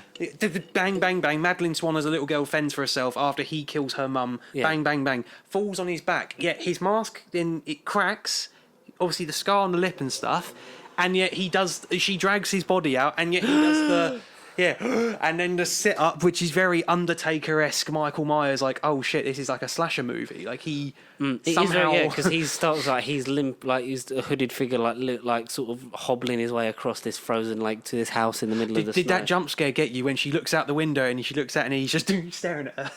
A little bit, but not as bad as I thought it would, because I was half expecting where the music and the swirls and like the score was beautiful. Hans Zimmer does really well, and I wasn't expecting him to, because like I've been disappointed by Man of Steel and Amazing Spider-Man 2 before. So I was 100%, yeah. Not great. No, I did enjoy it. It really did fit in well. It really elevated all the things, and like you said, Kerry had a writing credit on the chapters 1 and was it chapter 2 as well? We had a credit for? I think it was only the first one. Yeah, because he was almost the director of that, wasn't he? So that would have been great. It would have been interesting. Nice if, like, one of them had done one and the other had done the other. Yeah, I think he's their styles more are of a similar, TV guy. but they have. He's got a real eye for like direction, like the stuff he did. Like True Detective, The Alienist, like he's done more TV work than filmography work. But I mean, the man is more than capable of directing. That's what I mean. I need to see him in loads of things now. I want him to do a Marvel film, for Christ's sake. I want him to do things now. Do you know who I think he could do? Yeah, or direct. Yeah. Who yes. or what? Do you know who I wouldn't be like? I think give him Daredevil. Fuck it, yeah, totally. A gritty action movie. Because if we hadn't have already had a director, I'd say Blade. Right. Okay, yeah. I think something like Daredevil, that's that human element. Like he works well with like the ensemble cast, the smaller moments, the villain. Like he could shoot D'Onofrio well. Yeah. Oh, yeah. Yeah. So the bits like with the snow and that, and obviously like he was shot on one side of his chest. Like were they lifting elements of Ian Fleming's original Doctor No, because that wasn't used in the original film. Which again, Doctor No yeah, has his heart on the other side of his chest, like he gets shot there, but like obviously doesn't die. But then it just seems like she doesn't just missed. get addressed. No. Yeah, it doesn't. Which is a bit. I suppose if you're a Calvin, he doesn't get disappointed. Yeah, no. Yeah, that's another thing. Yeah, no. She's like 5, 6, 7 years old. She's tiny. She's like would assume like 10 or 11 in that bit, and then she's in her mid to late 30s. Like now, yeah. In the beginning, and then obviously like the 5-year jump, because this takes place, I'm assuming, a couple of months after Spectre. Yeah, the beginning is not that long after the pre-title Spectre. sequence, and then the time jump, which I think works well in terms of setting it up and like sort of where all the characters are. We got a gun barrel at the front of the film. That's what I said. Yeah, I said that's gun barrel. I like how it fades in from the Universal logo, goes one way and comes back. Yeah. No blood, like it just fades away and zooms in, but that works well because obviously it's the white and the snow and the reflectiveness of the gun barrel in it. It still looks weird, that gun barrel. But I still like not trying to jump ahead to the end, but like we've seen it in the trailer. But that one shot he does in the trailer, and as he goes up the stairs, that was almost played as a jump scare when he's going through that bit of the base. Yeah. Like so, like with that bit is there, and then someone jumps out, and that's why he shoots him. It's like, yeah, the action's great. Like he shoots everything really well. The returning cast, like we said, are great. Naomi Harris is probably the one that's given the most to do, but is still there and important. And I'd rather that than the least. You said the most. Like most important, but least to do. Oh, right, okay, yeah, right, okay. Like she's sort of like she's the one that sort of still gets the lead, like takes him to Q. Oh yeah, I suppose. Yeah, blah blah and blah blah blah. I wish Naomi. She's Harris like the navigator. She's more... like point A to point. She's kind of like the sat nav, point A to point B. Like, I wish she'd been given more lines and the stuff, but then you run the risk of the Spectre thing of like just being given stuff just because the plot requires it. You to, yeah. But I like that she was present in those things, but not necessarily like. I think the first time around, I was like, oh, she's barely in the movie, and I suppose she is in the key scenes. But like I say, the lines... She's there when it's important. She is there. Yeah, she's a presence in the room. I think Q does. I think this is my favourite performance. I think favourite Q. Yeah, favourite Q. Yeah. Yeah. We obviously get the thing with him at home, and I love how it's just a brief line. He's coming over in a minute. Coming, yeah. One of my favourite lines... You know those things come with fur these days. Exactly. The dialogue in this is so humorous and to Skyfall, because when he talks about a mortgage, no, is it Spectre? Like, I don't know. Because I have a mortgage and cats, and and wants my balls as Christmas decoration. Oh really? Oh, one of them. It's either Skyfall or Spectre when he talks about his cats. That's even smarter now. I didn't know that. Okay. Because he talks about having his cats. It's like, oh, you get to see him and stuff like that. Okay. That kind of rings a bell, actually. Hello, Q. I've missed you. I like when the Buzz. He thinks it's his partner that's come round for dinner, but then he's not so bothered about Moneypenny, but it's Bond in his sort of like Ring doorbell bit, and he just. I love that before he even presses it, he sort of just goes, and then does it, and then it's him up, and then he's sort of like going, like, I'm not doing this. Is like. Well, it's never a 9 to 5. Is it? It's never 9 to 5. And another bit I loved is when they go in the office. So it's probably about 20 minutes, half an hour after like stuff's happened. Like he's then since met with like we're going. This is the broad strokes of later on, but like he goes into. You're talking about when they first all meet in the office. Like Bond, I haven't seen. Cut the shit. I know he's staying with you. And it's just cut the shit. It's the way he like goes to sort of pretend like Bond. I haven't seen. How's return? How's retirement? And like. Bond's just going like, what? Daniel Craig's face is priceless in that. Cut the crap, Q. I know he's staying with you. It's like, because his stuff was in storage again, and he's stored another Aston Martin. But we'll get on to that. So the Aston Martin was rebuilt because obviously, like Madeline was spared by Safin. They're in this Italian town, conveniently where Vesper's buried. But then I remembered, but she did die in Venice, so it's not too much of a leap. Yeah, that kind of occurred to me. Yeah. That it would be there. Vesper's grave gets blown up by Spectre, because there's a card on one of the flowers that's the Spectre the octopus. Spectre logo. So I was like, oh shit, and And the phone that's off because of the guy, like the younger guy out of the ones that run the thing, like is obviously called for Spectre, and then set up. He was like a mole. He was set up. They knew Bond was coming. yeah, and then the guy with the one eye, like gives him the nickname like Cyclops, which appears in the credits, but like eye-opening experience. I just showed him your watch. It blew his mind. Like that's. It felt very Roger Moore Bondy. Like it's the campiest and most sci-fi that Daniel Craig era has been. Witty. And like I said before, like it feels a bit like a victory lap. Like for me, like drawing like the end of time, like the last 20 minutes of that are just like, and here's everything you loved in it, and we're just gonna give ourselves a pat on the back. It felt like that in parts, and some of it did feel towards the end that it was just Daniel Craig sort of like letting go of the character, very much akin to Doctor, I let you go, kind of like sort of, and this is that, and but you see what I meant by the way his character is, and considering when you eventually rewatch the whole saga, because I feel like I'm tempted to watch them all, but where he especially starts off in Casino and how he ends up by the end of this film, like he as a character has gone on the right journey, which again, character is gone to which we've never had, because we haven't had with none of the other actors really. I know Brosnan he was kind of like the weird blend because he had like Hagrid, Robbie Coltrane appearing in GoldenEye and World's Not Enough, but they didn't really focus on that world and characters. Yeah, but it was sort of a mini thing, because the first three do like they try and break down things and do something different. Like the third one, the Bond girl, it turns out to be like the villain and like former colleague and stuff like that, and it. Like, respect them. Yeah, they're all cool. And I like the idea. Another Day was like, it came as a celebration, so it was always going to sort of be the thing of like, and here's like Calvin the said, best and worst. The concept for those movies, or it might have been another channel I'll see for once maybe, that those concepts, the Brosnan movies, great concepts and ideas for a movie, they just weren't executed to the maximum and not in the right way. And like, I don't know if you've seen, I don't know if it was Daniel Craig on The Late Late Show with James Corden or something like that. I think it might have been the Jimmy Kimmel, actually, because, I try and avoid James Corden at all costs these days. That he talks about, like, it always come down to the fact that, like, you would never forget that at the end of the day, it is a Bond movie. And when it would come to writing, like, not even just, like, because obviously, like, he's not majorly involved in the writing process apart from Quantum of Solace with the writer's strike, where it was him and director Mark Foster that ended up sort of reworking it and stuff on set and, like, on the shoot days. Said that, like, it would always come to like planning, like, where to go, where's the story going to go, and it was like, we tried so many times to like, let's just make it standalone, and Skyfall's the only one that feels like it can stand on its own away from the other five. That's what I mean. That's what I mean. No other five, like the rest of the five. Mm-hmm. Sorry. Yeah.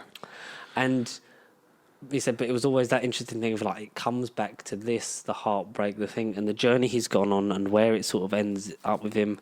And where he ends up with Madeline. And Madeline's almost written as this version of Tracy, like his wife. Yeah, 100%. Mm-hmm. Not just for obvious reasons. But I didn't believe their relationship in Spectre. No, and I agree. Yeah, totally. And it would have been like, if it had, like, his thing had ended on Spectre, it would have been like, yeah, everything, throw away. They'd have been together for a bit, or maybe like something would have happened, or blah, blah, blah. And then here's the next one. But like, her being in it sort of, like, it gave us some... reprieve from Spectre, because that was just sometimes terrible in its choices, but great in Craig's performance as Bond. Like, that's one of the few positives I take from that. And Madeline in this, like, she's central, she's integral. She is she? But like for the first like hour and a bit of the film, I didn't know who. Like, to try, like, M comes across very shifty. Well, yeah. Like, not just because, so, like, there's this company off books by MI6 that are producing, like, nanotech that's... the Hercules project, which M kind of helped founded, kind of like black market under the radar. It had to be off the books, because, off the books, yeah. It's basically, like, it's targeting, like, gene pool, so, like, the target would then, it would pass and then only kill them, but it's been adapted by Safin and their men, David Denchik from Chernobyl and other things. I googled him today. Vladimir Obrachev. Obrachev is hello. Like with them, like they've redesigned it so that it would do them and then their family and that. So anyone in that DNA strand, and it could. They even say, like, it alludes to, like, it could, whole races or genetic chains or stuff like that. It could be essentially like killed off by this one person's a target. You make contact with anyone you love or anyone with a specific code of DNA or whatever. Yeah, it could have killed them. Their list is more than just Spectre. Yeah, Spectre. Yeah. There's thousands of people on here, and it's like genetic chains, and then like almost sort of akin to the Project Insight in Winter Soldier. In terms of like almost like they're trying to predict certain genetic traits that then would then be wiped out by this geno thing, and eventually everyone on the planet has those nanobots within them. So then it can kill them off at source. It's like that's quite dangerous and very good, and I like sort of that whole setup. Safin obviously isn't aged, even though Rami Malek's like meant to be. What, in real life or full? So he's in his 40s, like in real life, Yeah. So you assume he's sort of that in this film, modern day, but obviously like 20 odd years ago, he still looked the same because you see like you don't see his full face, but you see bits of his skin, but it's not aged any different. No. Bit bland and bit vanilla in terms 40, of he's dead on 40. yeah. In terms of his villain, it's a bit bland and a bit dull. He's got a great bass. Really good cool bass. Yeah. Lashana Lynch is a joy as Naomi. She was amazing from the beginning to the end, I thought. She's the new, like, I'm not just a 00, I'm 007. Which, that's like, some of her lines, like, with that, and, you know, they always said, like, what number is he? Feels a bit sort of like, No, but that's what I had. Sorry, when I last went to see it in 4DX, I had not people next to me, but like 2 seats away, kind of like how we're sitting now.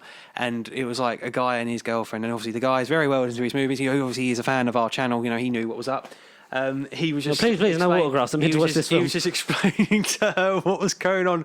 So of course, when he said the whole that 007 scene, I say he knows his stuff. I don't think he was aware of the whole potential woman cast for 007. He was like, what? Is she to do James Bond? Like, I felt like saying, like, what? I felt like turning over. James Bond's his fucking name. You're not part of this 007 is the conversation. You number. haven't been part of this conversation, yet you sound clued up on your movies. Yet you weren't aware of this potential conversation. But, like, you know, when I went with my mum, like, we kind of had that look. It was sort of like, oh, they're addressing it. It's like, no, it's just...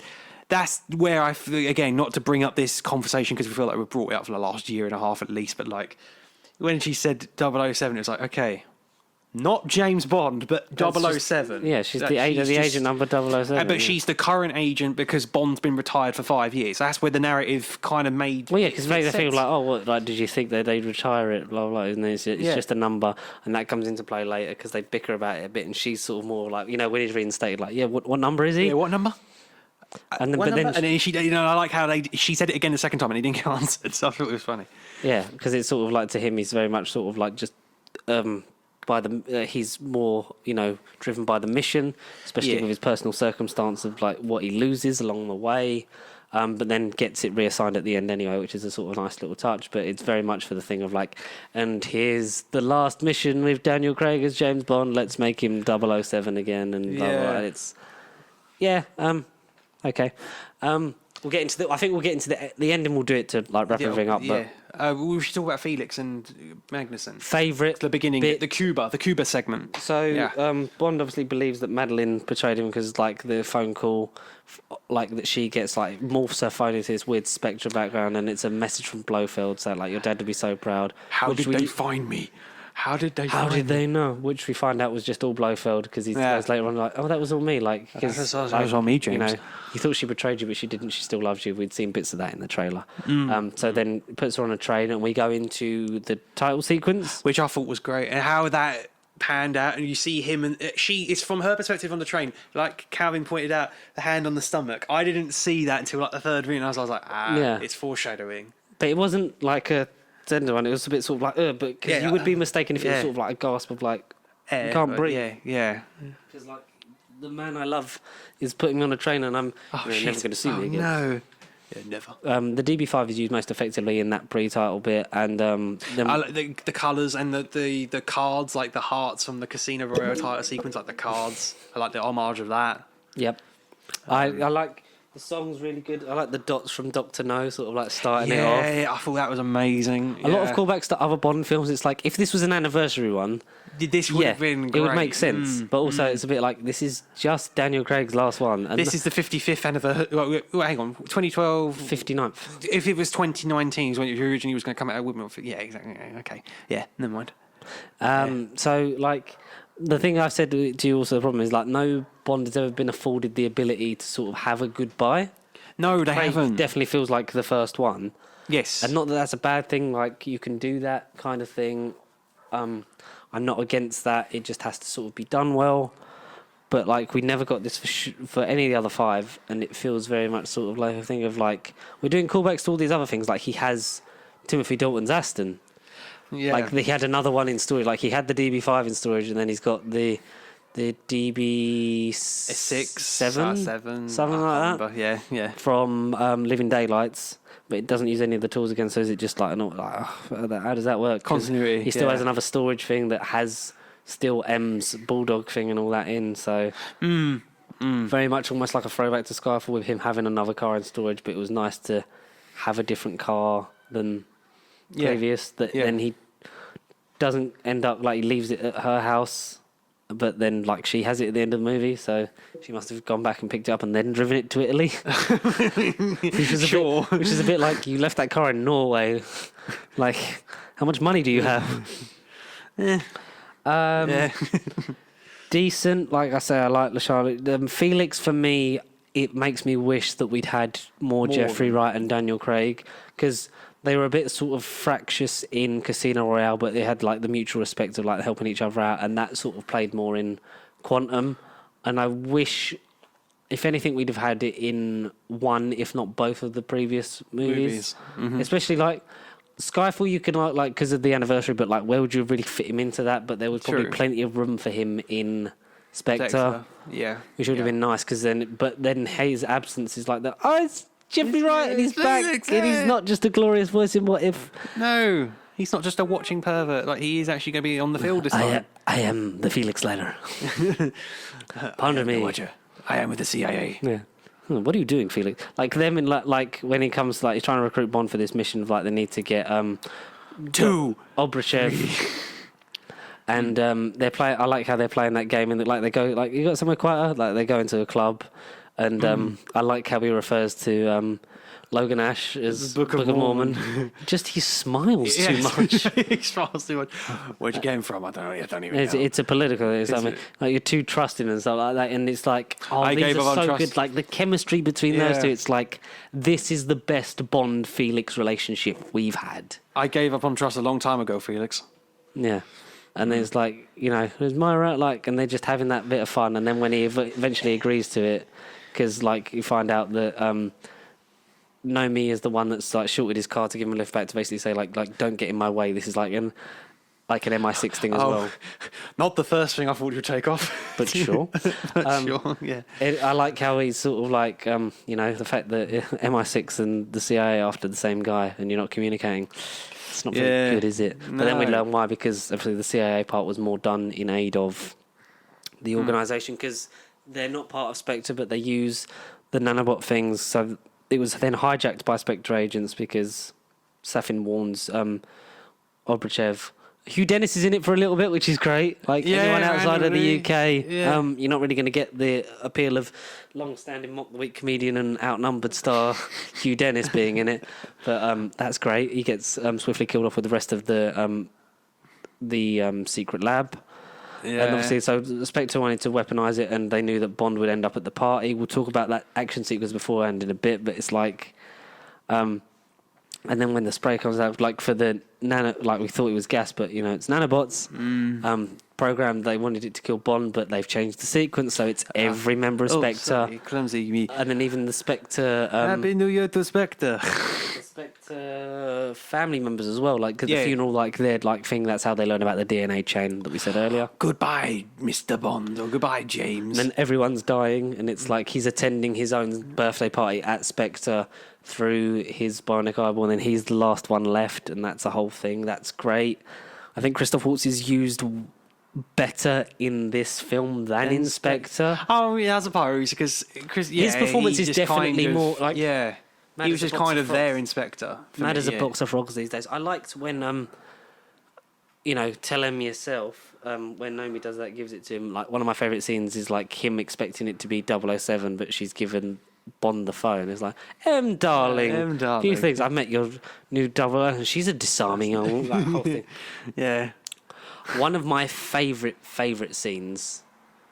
I'll get into in a bit because I still want to finish talking about feet. Like that whole thing, like getting on. Well, even Anna de Armas as well.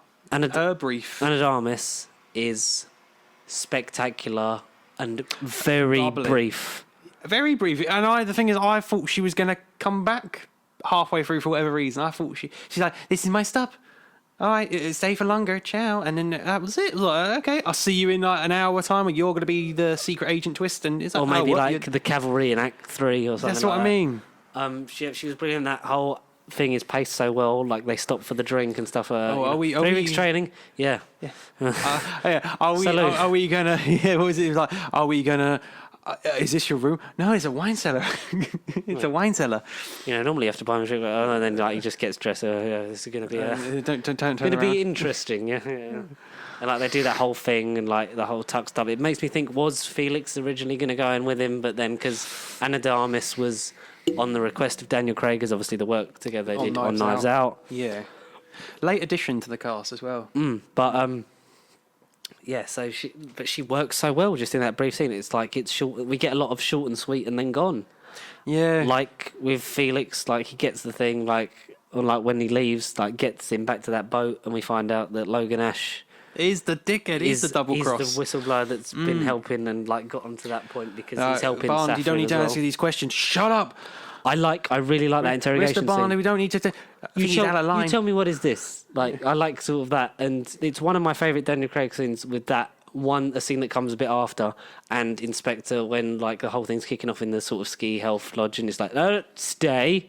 Like it's great, Craig Bond. And now, what is this? You explain to me. You don't have to answer. Like Logan's shouting, and Bond's essentially shouting back at him, and then Leiter's like, "Shut your goddamn!" like to him as well. So Shut it's your like, mouth. These guys are tight knit friends, and then it kicks off with them. Leiter gets shot. How do you know Blofeld? How did Blofeld know I was there? He just looks over his shoulder, and it's like, He's like, and Obrachev kicks the gun to Bond instead of he kicked to Ash instead of Bond. Yeah. Which I Like, thought, looks it and then blows up the ship starts sinking because he escapes on the plane that he used to get. I'm just borrowing your plane. That was a nice touch. And 007 nearly gets arrested, but she gets away, like shooting the power lines and that. I was always a fan. And he, like, as Felix is injured, like, get help. Phil, if you've got to stop, you got to stop meeting like this. That was a genuine surprise. Like, because they're like, even like when he's bleeding out, like I just like when he's like, I just think you'll do anything to not help me out. It's like, you keep the pressure on that, I'll find a way. We have to stop meeting, like, and then boom, and then the thing's sinking, and he wakes up a short time later because it's sunk a bit, and Felix obviously isn't or can't move. And even when he's dragging him out, like trying to swim out, like, James, just let me go. Just let me go. It's been a good times. life. Yeah, good life. Good times. Yeah, they're the best. And then that really got like, I did get like goosebumps. I was a bit like, oh, Felix. And Felix just drifts away, and you have that little Shot of him under the shot water. that just lingers as he just floats down into the wreckage, and it's like Yeah. another Felix like, death, but this ah. one felt a lot more earned. This one felt earned, yeah. It makes me wish we'd have had more of them two together, because God, they're Big amazing. Finish, get on it. Give us an audio series. The Felix Leiter edition.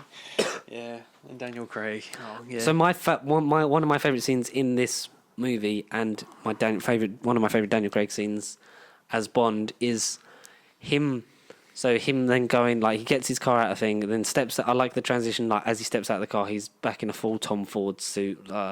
Everything like looking the part. Gives his name to the guy at the desk, in the reluctant way that's played for laughs. There's a lot more laughs in this than there were in It was. previous, and it's like, name Bond. And he just looks at him and he's like, James Bond. Played more of a thing of like, oh really, I've got to say this. Yeah.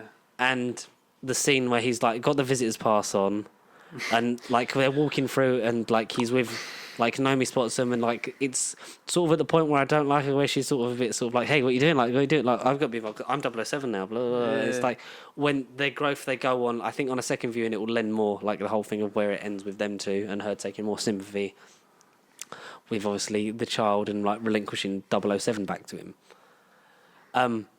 It's when they're walking past, like they're giving files to Naomi and like talking to her, like, and greeting her as 007, but Bond's next to him, and they're sort of like 007. And they're sort of, like, That confused. one made me laugh. But it's when they get in there and like the whole thing of like, oh, does that annoy you? And then he goes in there, oh, I hope that doesn't annoy you. And it's him and M. I love that scene. Is it me, or have you gone smaller, or is the desk bigger or something? Is this just gotten bigger, or have you just gotten smaller? And I love he bookends that with as he leaves going, it's definitely the same desk. because it's a thing of like visitors pass. I don't work for you, so he gets, and because he's pissed off that Felix is dead because of this, and it's being dragged in and like So Blofeld and Madeline. Felix. That's because Felix Leiter is dead. That's because he's dead. Oh, I'm so I sorry. have a lot wasn't- of respect for and Felix. that's when you get, because like M's shouting and like, you have no right to talk, and then sort of comes down to the thing with, and it's like, oh shit, like it's they know like how close he was to Bond and stuff like that, and it's like he's I'm doing this like for the good of my country. I don't answer to you, and it's that whole thing. It's like it's Bond going, I don't work for you, so I can just call you on your bullshit, and it's great. Tanner's great, but used very sparingly. I love Rory Kinnear, and tell the Prime Minister, just tell him something for God's sake. Cusack is best, like we've said that. Ben Whishaw is great. I know he said he was contracted for 3. I hope that in the spirit of Judi Dench, we get this MI6 team with the next Bond, and that Nomi goes on to become a regular recurring character in the Bond series. That's what I mean. In all, like actually having a 00 agent, another 00 agent that we know. Have a spin-off in the TV series, have Lashana Lynch play her for like 10 years and then do the thing and have her be regular and have her, not codename, like be like Bond and be regular and be recast like Felix, like M. Sorry, like Moneypenny and so on. Yeah, totally. Agree with all that. So yeah, all those things, and then like them coming to terms, like after they found the stuff with Q and like meeting, and then going with the plan, like being reinstated, like what number is he? Madeline has in the 5 years had a daughter. Yes, which we don't find out until a good 2 hours or so into the film. Like towards the latter half. And we get she's not yours. Yeah, we do get which that. we have to take at face value. But he's like, but the eyes, because she's got like it got a good few laughs. I was kind of like, I was taken aback, thinking, right, they addressed it in a humorous way, okay, and even he's like, the eyes. I'd seen a spoiler before, like in Twitter and that there was call sheets for that and speculating that it was Bond's daughter. So I was sort of going in prepared for that anyway. For that, okay. See, I didn't. Yeah. But it's the fact that it's like, she's not yours, so obviously as an audience, and the same with Bond, we just have to take that at face value. Yeah. Like, we've got no proof. But it's when we get to the base later on where he's just flat out referring, I've said this to you like before we started, like referring as Bond's, like, daughter, you want to die in front of your daughter, you want your daughter to die in front of you. And there's no thing of like, wait, she's what? Light as a feather. Or not even like him going, she's not my daughter, or sort of having that realisation of, wait, what? Like, because as far as he knows, or as where he's just accepted that news, but also going like, yeah, I know she's mine. Like, we don't ever get either of that confirmed. Yeah, exactly. Yeah, which I think is like Matilda. I've got nothing against Matilda. Great child actress. Like she, did everything that you could ask or was written for that part. She was very good. You don't want my protection, little one. You can just walk away. Yeah. And she just leaves, and I was like, that got a laugh. Yeah, exactly. It was like, I thought that was good. She was just like, okay, yeah, fuck you. And obviously, her dad's James Bond, so it's great. That whole thing, it's like, that was dragged out to a point where it was a bit like, that's a bit lazy, and some of the writing with the villain and things like that was a bit like, you could have cut out, I think, a good 15 minutes of this. But also there was other bits that was like, I wish I'd seen more of. So it's like, it felt about right. Because the runtime breezes past. Tell me, Dr. Swan, you haven't lost all the ones that you... Oh, it's like, you haven't lost all the ones you love, haven't you, Dr. Swan? I don't think that's true.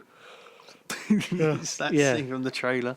And then we get the whole base bit, like they're going there, the weird gravity plane, and the bit in the woods was good. Yeah, I thought that was cool. That was a bit sort of like, you could have lost some of that, because it was like a whole like it felt Skyfall in terms of another hunt through this thingy, through the woods and in the woods. Then that's how outside. they get kidnapped to end up at Safin's lair. I like how he kills Logan Ash. It's like, help us up, brother. I had a brother. His name was Felix Leiter. It would have been really funny if I had a brother. His name was Ernst Stavro Blofeld. Which we didn't talk about him, like his brief scene we got. Because it's meant to be, he'll only meet with Madeline, but then Madeline's like, I can't do this because she's basically been blackmailed into Rami Malek met her the nanobots to him to kill him. But because Bond's touched her, and then he says the weird, Die, Blofeld, die, which felt very out of place, that line. Blofeld, die. Yeah, that line, I was kind of like, he would have said something else. Yeah, he definitely would have said at least something a bit cleverer than Die, Blofeld. die. Yeah, and now, young Blofeld, you will die. No, And 'cause Blofeld should have then said, strike me down, young Bond, but feel your he's anger. struck me down, James. I should become more powerful than you could possibly imagine. Spectre will become more powerful than you can possibly imagine. Yeah. It's just, I hate the brother thing from Spectre. I always have didn't and I like always that. will. Yeah, rubbish. Doesn't fit. It's just lazy. Let's make it a universe. Maybe plan it off from the start. Then. Tidums, or whatever he said. Toodaloo, my little cuckoo. Yeah, cuckoo, cuckoo. And yeah, he dies because now he's got the nanobots in him, and that's how they learn the whole thing. And they end up with a car chase through the woods. I had a brother. His name was Felix Leiter. That was a nice thing, and I like that he doesn't leave the car to fall on him. Oh, That he does it. Yeah, no remorse. The car just finished snapping the tree to crush him. I thought that was badass. Yeah, it was good. Well played, James. Like the fact that he leads them out, like the thing with the. I like that he thinks on his feet, like with the tow rope from that car, then ties it around the tree, gets the motorcyclist off, and then leads Logan Ash's car to drive into a well-concealed tree stump that flips it, and obviously leans to ends with his demise. The whole thing. So the ticking clock. Let's talk about the ending.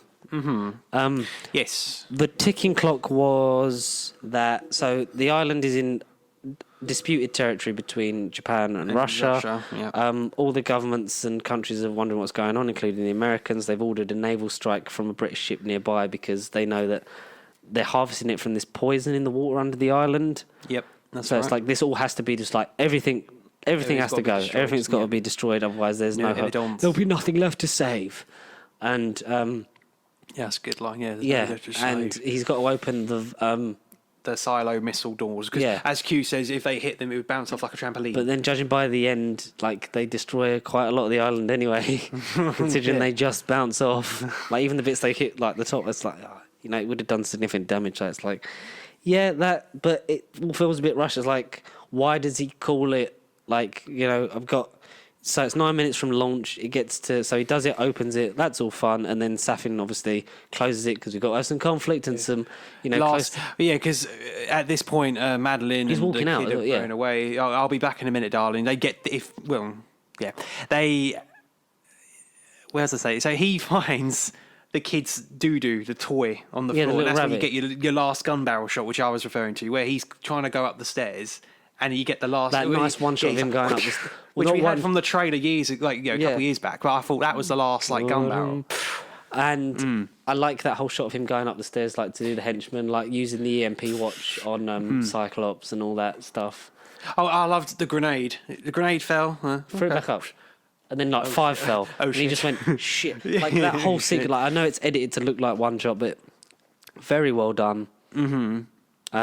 Gets to the top, opens it. Like I like how, like he was like, right, you should be very careful. It needs to be done in exact sequence. And he's like, I've done it. Yeah. Cute. Listen, Bond. This is probably set in the 1950s. I'm going to need you to do some precise instruction. Oh, yeah. Listen very carefully. Yeah, there's a power circuit. Done It has to be done in an exact sequence because it's very complicated. And Yeah, stuff very like. complicated. So you can't be switching like the wrong things. I've done it. you just see him go flicking everything. But my thing is, why didn't he break it so that it stayed open, like by shooting the mechanism, or would that have Buggered it up somehow. Yeah, and then it would have just gone and like collapsed. But then what he should have done is done the thing, because it seemed to be power up sequence and then the handbrake sort of thing. Do that and then snap that off, so then they can't move it back. Logical, yeah, no, true, yeah. But it gets moved back, and then he has that fight with Saf, and he breaks his arm, which is the most brutal thing of the Craig era, maybe even the series. But he gets the vial that's intended for Madeline, and then obviously Matilda's DNA. So and we get the whole thing from Q of like, no, like it's like nanobots aren't just for Christmas. Yeah, that made me laugh. Nanobots aren't for Christmas. And like I like the way Tanner sort of looks at him like, What? like that earlier in the film. No, Bond. Right, once it's done, it's forever. Like well, if you get it on you, like we've been through this, because obviously at that point he's been shot. He's been shot like 2 or 3 times. He's hobbling. He's losing a lot of blood. He's got that vial on him. So by that point, it was like he's going to stay and just die with Just the want island. to make a word a little tidier. I like Obrachev's end. Like he starts getting like, I have a thing. I could literally wipe out your race. And as soon as Lashana Lynch hears that, you know what time it is? Time to Die. die. Like, it did feel a bit wrestlery. It was a bit sort of like that's gimmicky. Yeah, it definitely felt gimmicky. catchphrase. Yeah, it definitely felt a bit showboaty. Yeah, But no, that was good because he was hot. Like the whole thing of like for. Yeah, I have this like it's good for like it's like West African like women like yourself or whatever and stuff like that. But I could like wipe out your whole race in like a minute or something. And as soon as I like that, she's unfazed that whole time. But as soon as she says that, it's like, oh, you're just she's just like, oh, you're just a racist piece of shit, and then kicks him into the poison river, and he just dissolves, and that's great. And they all the women run away, and so like. At that point, like Nomi had gotten Madeline Matilde, and they're talking on the radio and stuff like that, and then he died. Then, like, obviously, he's just there, and then the whole island gets blown up. And like, I'm not against Bond dying. I just think it could have been handled a bit better. Like, you could have developed the technology. Like, it could have just been a thing of like, you might have to like just not live with them for like a year or 2 years, and we'll try and develop like. Q could have given him that hope because he might have then been like, "Oh no, like, we can try James. Like we can try and like develop this thing and see what happens. Like we just need to get it was off the like there's island." no time. Yeah, exactly. He was like there's no time. Yeah, there's no like that's the thing that ticking clock bit felt a bit rushed because they could have just either waited, killed Saffron, and then opened everything up and then tried again if it hadn't have worked. We see he has like 4.5 minutes. All right. Bearing in mind, swimming in the sea, how far, Well, if he'd have just got out to sea, he would have been That's fine. the thing. That's 4.5 minutes, and that's when Q says, "Oh, Bond, like, get off the solid. No, you don't have enough time." Like, even if Bond was just having to swim away, If he'd have just dived off the island into so the if sea, he would just have had been to fine. swim, 4.5 minutes is still a long time. in Naomi had the seconds. boat; she could have come back for him. But then the ticking clock is: could they have not fired it again because they're meant to be so tense that it would have just sparked war if they'd been like, and then the British are striking on this island twice, and we don't even know what's going on. They don't give them an excuse. Yeah. Like kill Saffron first, then open them, and then fire them. But I like the way he died, though. I like the fact he had no remorse. He kind of knew that he was going to die on the island. Like He just she said, does have your eyes. It's like I know. Matilde, a kiss, Madeline. You are one of us. Yeah, touched a kiss. You're just like us, James. It's like looking at the reflection in a mirror. Like all this stuff. But it was a bit sort of lazy in terms of the fact that it was like the way it was. It was a bit sort of like like the thing of like, I felt like 'cause he was resigned to that. arguably, I wouldn't say He didn't Rami is try. the weakest link, but he was one of the more things about it. I think. Great actor, but his villain and his role was still kind of a bit skimmishy. But yeah, so that's kind of Bond did die. He told Q to put them Madeline on the phone. They have their last sort of farewell, goodbye. And blows up, and we get the Ian Fleming quote from the MI6 Brigade. They have a toast to him, and then all the time in the world. From Louis Armstrong plays as Madeline takes Matilde. I want back to tell you a story Italy. about a man, about Bond, James Bond, and it's like And it ends with that, and it's like okay, like I didn't hate it, I didn't overtly love it like I love Skyfall and other Bond films. It was like it's very like I said, I think I need because it's fresh for me as well. It's why I hadn't posted the thingy review yet, which I'm going to do literally after this because I've had some time to sleep on it and think, and I just believe it's like it's good. It's definitely not the worst Craig. It's definitely not the worst Bond of all time. I think I need to sort of see it again, sit on it for a bit before I'm like, this is my definite opinion on it. I think it's 80% good.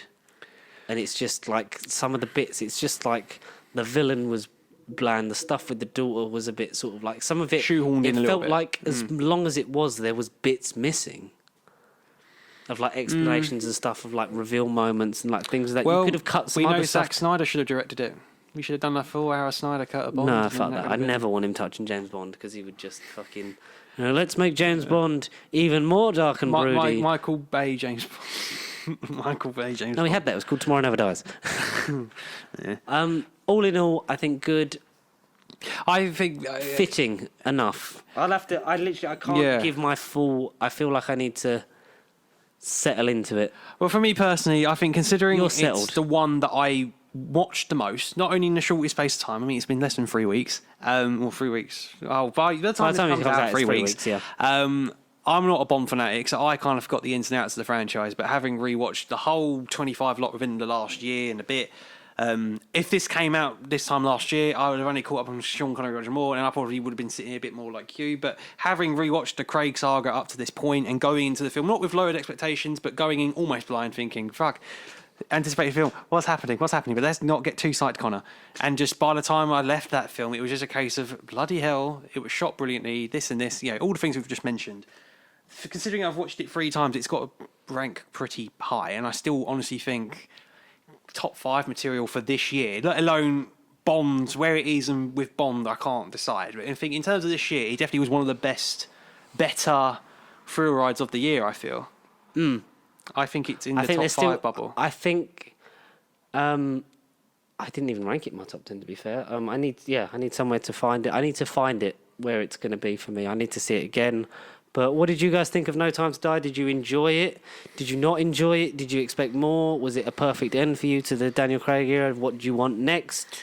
Again, the conversation. Do you want more Know Me Like We Do? Yeah. But do you also wonder how they're going to do it without shafting Lashana Lynch when they reboot it with the next Bond?